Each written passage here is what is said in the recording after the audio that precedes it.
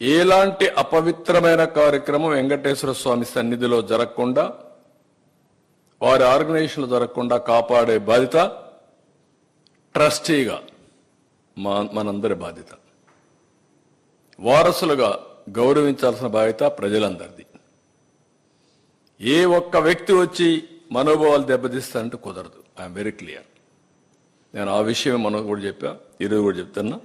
ఇలాంటివన్నీ చెప్పి ఇష్టం లేకపోతే పోవద్దండి, ఇష్టం ఉంటే వెళ్ళండి. వెళ్ళినప్పుడు అక్కడ సాంప్రదాయాలు పాటించి వెళ్ళండి. నన్ను మీరు అడగడానికంటే నేను అడగడం లేదు. అక్కడ ఉన్నాయి, రూల్స్లో ఉన్నాయి. ఆ రూల్స్లో ఉండేది పాటించి తీరాలి. ఇంకొక ఆయన మాట్లాడుతున్నాడు. ఏం మాట్లాడతాడంటే, ఒక ఆయన అయితే వాడు జనరల్ సెక్రటరీ పెట్టారు, అడ్వకేట్ ఎవరు ఒక అతను, పంది మాంసం బంగారం, నెయ్యి రాగి, బంగారం తీసుకొచ్చి రాగిలో కలుపుతారంటాడు. అంటే మనోభావాలు అంటే లెక్కలేదా మీకు?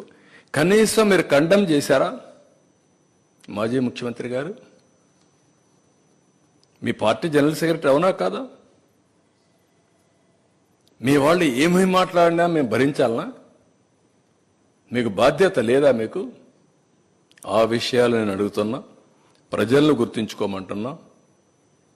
ఎట్టి పరిస్థితిలో వెంకటేశ్వర స్వామి సన్నిధిలో కానీ, వెంకటేశ్వర స్వామి టీటీడీ ఆధ్వర్యంలో నడిపే వ్యవస్థల్లో కానీ అపవిత్రం జరపకుండా కాపాడే బాధ్యత మేము తీసుకుంటాం.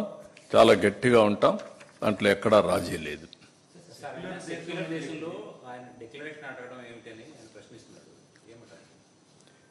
దేశం సెక్యులర్ దేశం. మత సామరస్యాన్ని కాపాడడానికి, మనోభావాలు దెబ్బతీయడానికి కాదు.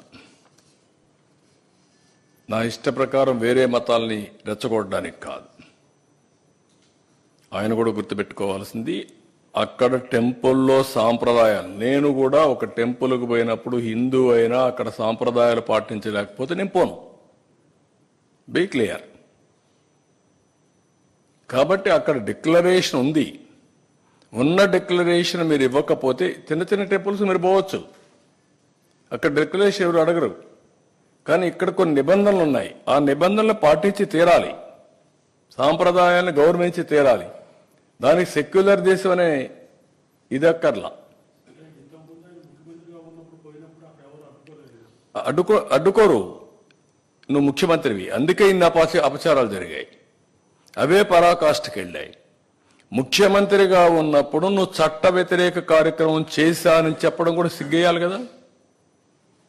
You will be the first citizen. Oath ఏం చేశారు మీరు?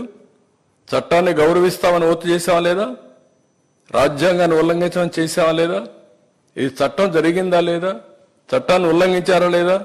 దానిపైన కూడా మీ పైన యాక్షన్